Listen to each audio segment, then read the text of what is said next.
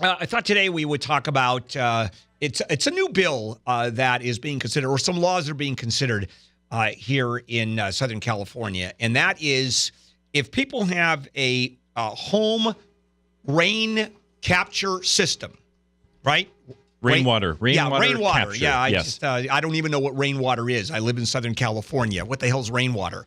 And it's a little complicated, but let me put it this way: what they're doing is effectively, I wouldn't say subsidizing, but in terms of the way the tax scheme goes in Southern California, if you put this in, it'll be better for you. That's all we have to say. Well, basically, what it comes down to is this: you're not going to get charged for it as a home improvement. I know it's because when you pull a permit, they reassess. Yeah, when you pull a permit, it allows the county to reassess your property tax situation. And you don't want you never want a reassessment, trust me, because it wouldn't just be the water system. But let's talk about it, because here in Southern California, we don't think of rainwater and capturing rainwater where they do in many parts of the world. Exactly. Probably the leading developed country is Australia. They've had such a long, extended drought there. It's literally a part of all the building codes there. You build a new house, you get a rainwater cistern. It's just part of your system, and they don't complain about it because you just get used to functioning with it the way that it is, and they're very advanced these days. So it's not just the drain spout going into a wooden barrel.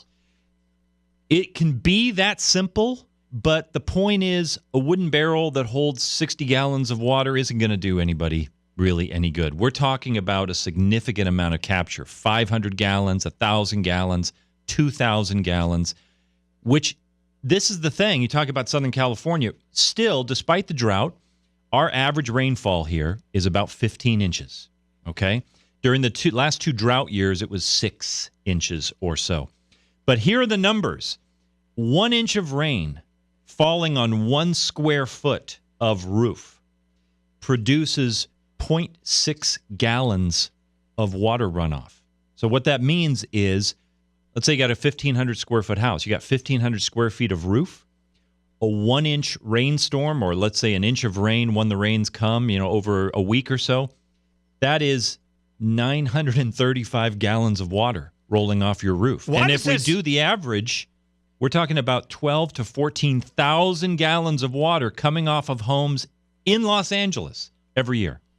For some reason, that doesn't seem like a whole lot to me. So, and it may very well be. So let's try to do some numbers. What does that mean in terms of how many lawns you can water? Oh, we can't do that anymore. How many cars you can wash? No, you can't do that anymore. How many showers can you take? Which is, we're just about to pass a law on the limiting of the showers. No more showers. Yes. Dirt showers. Yes. I know that's the big question. And the essential answer is this. If you have done your due diligence on the rest of your landscape system, because what we've learned from the drought is that about 60% of residential water usage goes to landscape irrigation. That's a big chunk of your water bill, over half. So if you've done your due diligence, you have planted drought-tolerant landscape, which is really the only kind of landscape you should be planting here. Hideous. It is not hideous, Bill. Hideous. No, it's not. Drought-tolerant landscape is not cactus and gravel. That is a misnomer. My house is covered with it. Beautiful, verdant, green, even grasses. All right, so even it's not grasses. So it's not cactus. It's decomposed granite. No, it's gravel. Negative. As your front yard. Negative. No, it's not. I've got an entire lawn of green, mowable sod grass.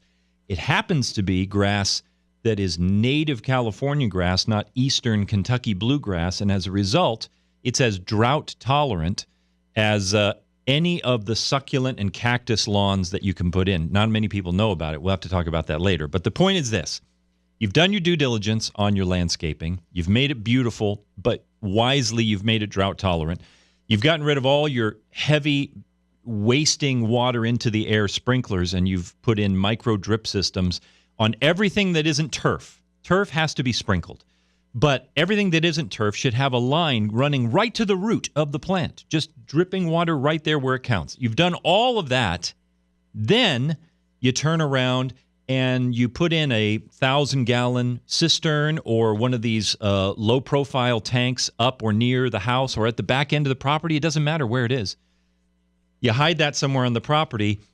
With a 1,000 to 2,000-gallon cistern, you could water all of that average property landscaping for 3 to 4 of the summer months without ever tapping back into the potable water system.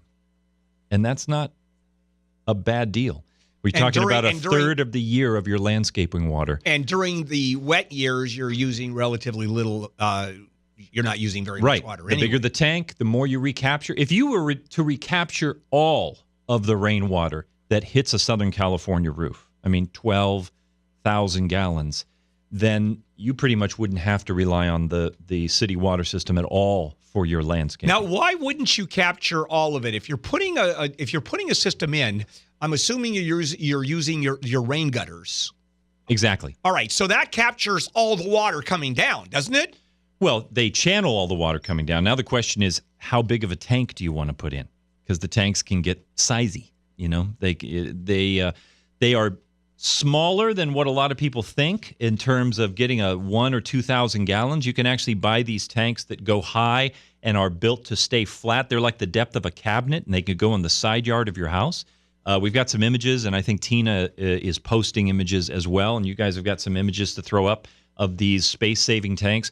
But if you want to do the big cistern, then you're talking about maybe a 10-foot diameter tank by about 8 feet tall. That's a big deal. It is, but you can also bury it. You can also bury it in the yard and forget about it, and then you've got a 10,000-gallon reservoir sitting in your backyard, and that's going to take care of the business. Now, understand what I'm saying here. I'm not here saying everybody should do this tomorrow because it's going to save you a ton of money. What I am saying, though, is what we've learned from the drought is this is the way the city of Los Angeles should always have been built, because we have a storm runoff problem. One of the issues with the drought is we have strangled our underground aquifers, and we should talk about that. We'll talk about that when we come back, because Los Angeles is not Seattle, and I'll explain that, or I'll ask about that.